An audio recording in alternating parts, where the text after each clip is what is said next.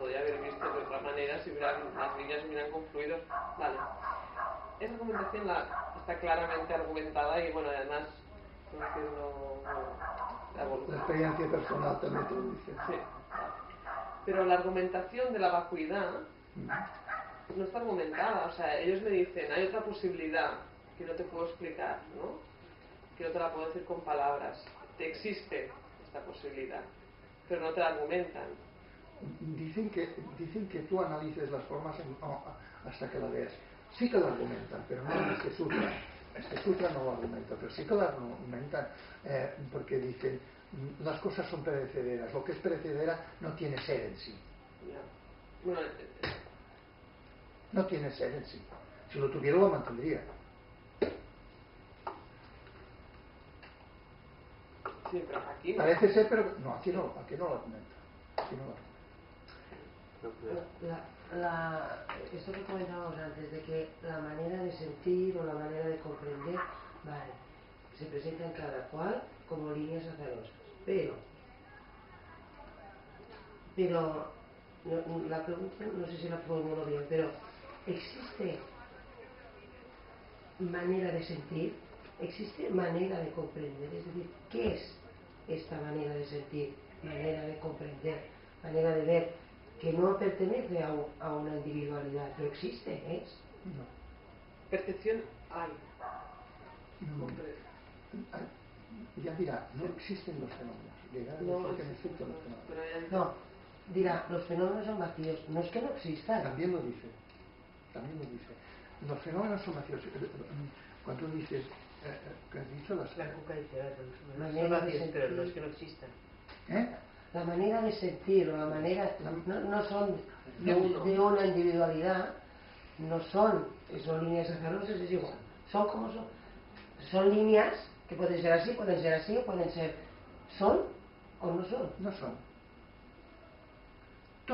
Toda forma es vacía, es un vacío.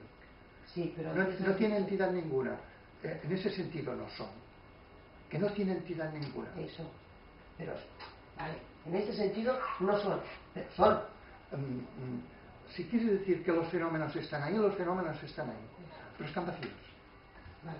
Los fenómenos, más que están vacíos, son el vacío.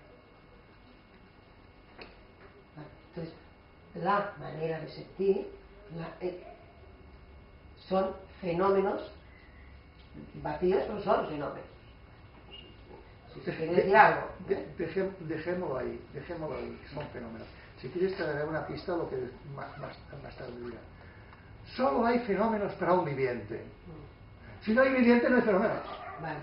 Pero la manera de conocer nuestra de ser la no viviente, no podemos salir de ser vivientes a no vivientes. No. Ahora conozco como viviente, ahora conozco como no claro, viviente. Claro, pero por supuesto, como que soy viviente y tengo un aparato perceptivo y tengo un aparato sensor y un aparato mental, me aparecen los fenómenos.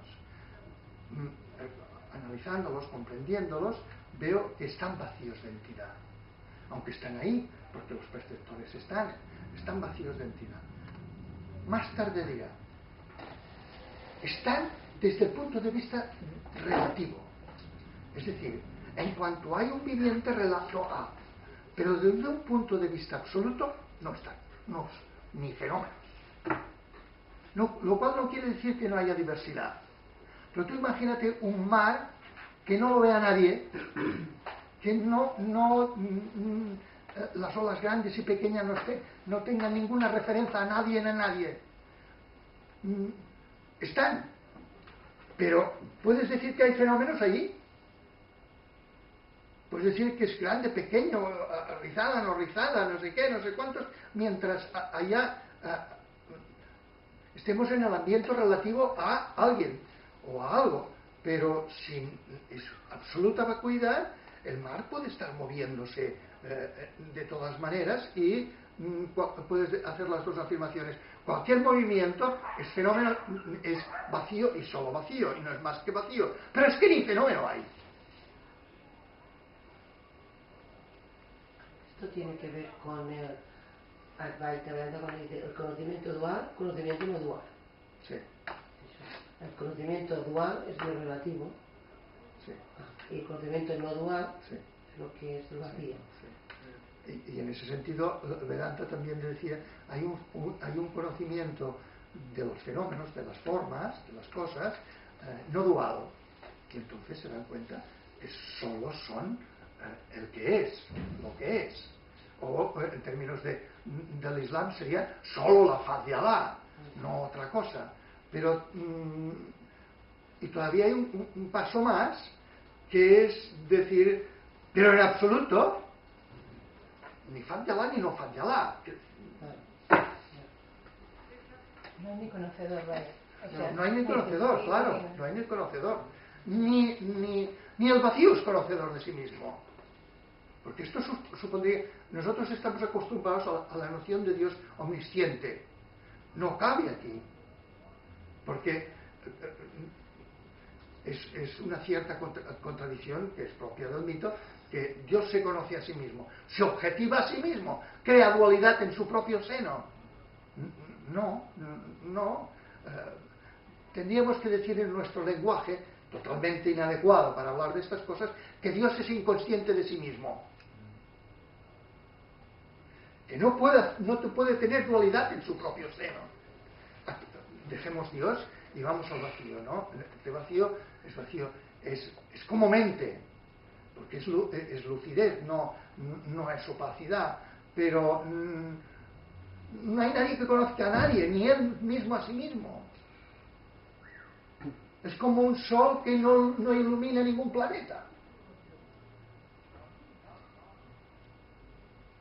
Porque si en vez de hablar de vacío, por ejemplo, para romper la dualidad entre un objeto o un fenómeno y un observador, si dices, en vez de intentar concebir que este fenómeno no existe o que es vacío, ¿sería correcto pensar que este fenómeno soy yo? Sí. Pero esto nos quedamos a medias, ¿no? ¿Cómo? ¿Nos quedamos a medias? ¿O después de concebir esto tenemos que pensar No. que en el fondo... No nos quedamos a medias. Porque esto yo creo que es más fácil de concebir. Bueno, esta es la postura de los Upanishad. Tú eres eso. Te dirán no solamente tú eres eso, el absoluto, sino que las plantas, las flores, tú eres eso. Y lo mismo en el Islam. Todo es la faz de Alá y tú eres la faz de Alá, ¿no? Pero dijéramos, no... es un sistema de representación apto, para decir apto, en la medida, porque también tienes que corregir lo que lo humano es apto para hablar de lo absoluto. Pero estos son más rigurosos conceptualmente. Podríamos decir, te dejan más desmantelado, ¿no?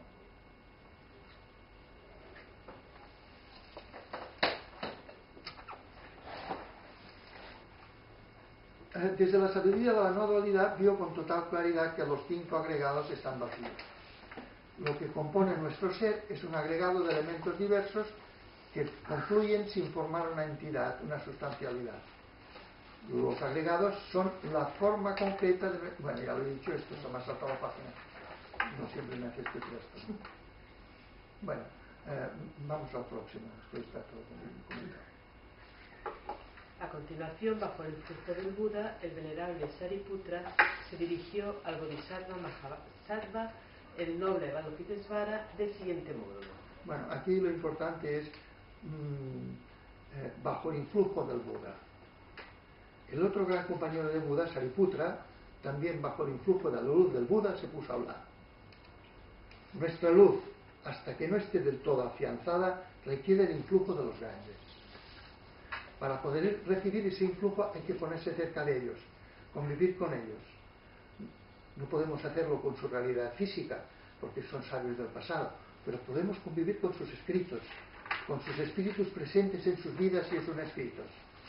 Nuestra luz es como la llama de una mecha, de la mecha de una candela, que la menor brisa la amenaza y que incluso la cera que quema puede ahogarla y apagarla. Incluso la cera que quema puede ahogarla y apagarla. Las dificultades del camino pueden desviarnos e incluso el sincero intento de recorrer el camino puede impedirnos recorrerlo. Al ego